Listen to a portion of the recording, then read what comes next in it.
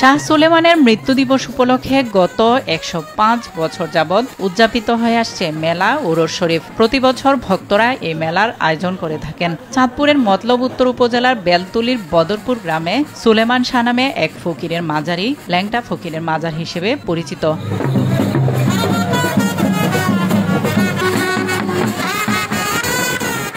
শাহ সুলেমানের জন্মস্থান কুমিল্লার মেঘনা থানার আলীপুর গ্রামে। তবে তার জীবনের বেশিরভাগ সময় কাটিয়েছেন মতলবের বেলতলির তার বোনের বাড়িতে। মতলব তথা দেশের বিভিন্ন স্থানে রয়েছে তার ব্যাপক পরিচিতি ও অগণিত ভক্ত। সর্বপ্রকারের উপকারী পাই, সার্বিক, প্রাকৃতিক, আন্তর্জাতিক, আধ্যাত্মিক, সাংসারিক, শান্তি, একে অপরের সাথে দেখা সাক্ষাৎ। অনেকে দরবার অনেক কিছু উছিলা করে আসে। কেউ আসে দরবার দর্শন নিতে, কেউ আসে বাবার দর্শন পেতে, আবার অনেক যারা সাধুগুরু বৈষ্ণব আসে সাধন রপ্তে, তারা আসে মানুষ দেখার জন্য, মানুষের দর্শন নিতে। কারণ মহান আল্লাহ তাআলা কোথায় কি দিয়ে রাখছে, কোথায় কোন জ্ঞান দিয়ে রাখছে তা তো বলা যায় না। তো সেই কারণে আমাদের আশা যে দরবারে আসছি হয়তো দয়াল মুর্শিদের আমার ল্যাংটা বাবার উসিলায় কোনো না কোনো আধ্যাত্মিক জ্ঞান, মহত্ব জ্ঞান যাতে আমার ভিতরে আসে।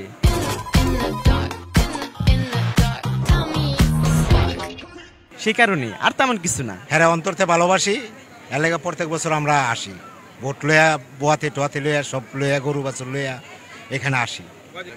একটা গরু আনছি, 3টা খাসি আনছি। তার মৃত্যুর পর তার ভক্তরা তার বোনের বাড়িতে মাজার প্রতিষ্ঠা করেন। এরপর থেকে প্রতি বছর এই মেলা হয়ে আসছে। দেশের বিভিন্ন অঞ্চল থেকে লাখো ভক্ত গরু, মহিষ, ছাগল, নগদ টাকা সহ বিভিন্ন জিনিস নিয়ে ওরসে আসেন। মাজারে পুণ্য, রোগ মুক্তি সহ শুভ কামনায় প্রার্থনা করেন তারা। আমি আমার মন থেকে ভালো লাগছে বিধায় আমি অনেক দূর থেকে আসছি, জামালপুর থেকে আসছি। আমি আসলে অলিদের মোহব্বত এসকে থাকি।